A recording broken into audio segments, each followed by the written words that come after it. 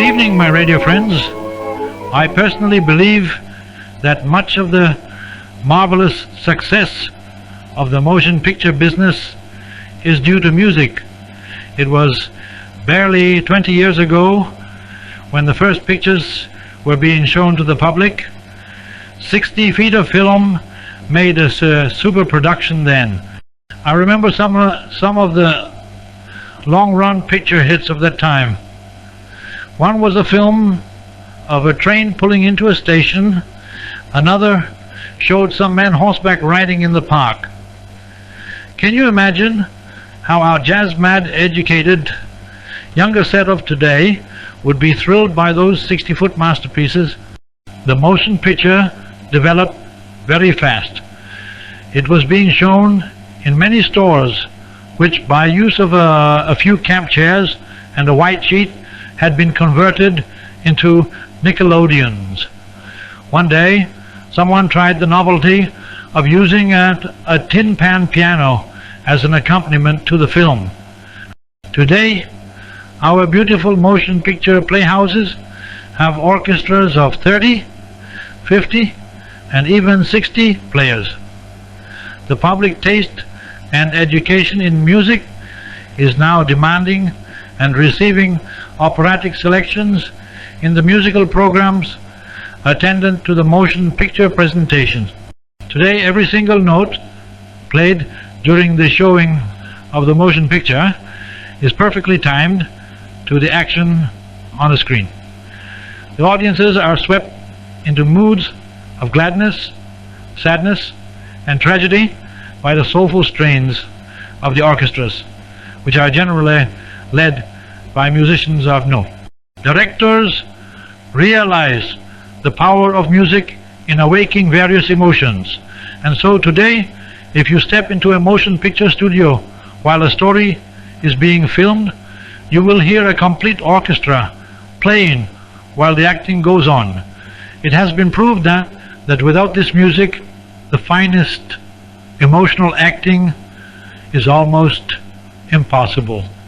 The constant playing of classical selections in motion picture theaters has given the public a great taste for operatic music and anything connected with the opera. I have an interesting story to tell you about this. For years I have been studying that very question. When I found that there was no opera that seemed suitable for screen presentation, and by that I mean one that would make the kind of picture people of today would want to see, I set about looking for books written about life at the opera. But there too I was stumped until I met Gaston Leroux, the famous French author, in Paris about 3 years ago. He told me I need search no further. Leroux had written a book which had become a bestseller almost overnight. The name of it was The Phantom of the Opera. And then, to my surprise, soon afterwards, my New York office cabled me that my staff had overcome all obstacles in building the Cathedral of Notre Dame. They were actually rebuilding Notre Dame Cathedral at Universal City. Well, I imagine by now all of you have seen The Hunchback of Notre Dame and know what a marvelous job they made of that. I didn't hesitate. The minute I heard the good news, I cabled back, tell them to get ready to build the Paris Opera House at Universal City. Today parts of that beautiful Paris Opera House have been reproduced column for column, even to its great statues and decorations at the Universal Studios. I have put to work every resource at my command to make this my masterpiece production. I am making The Phantom of the Opera for music lovers and movie fans throughout the world.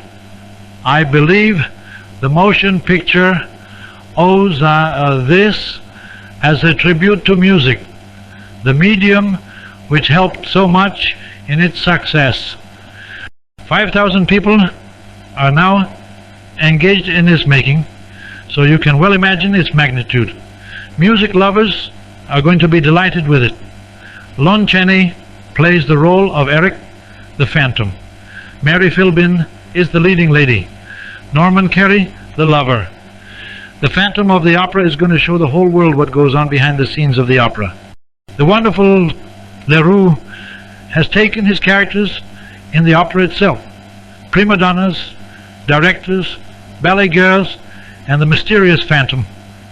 The Phantom that lurked in the passageways of 5 dark cellars of the opera, that played odd tricks on first nights, that broke into the love affairs of a beautiful girl, and has woven them into a story that is the most astounding mystery that it has ever been my good fortune to read. What a wonderful thing for pictures! All the life of the opera singer, the great opera ball, all the glitter and excitement of the presentation of the opera. All this I am putting on the screen.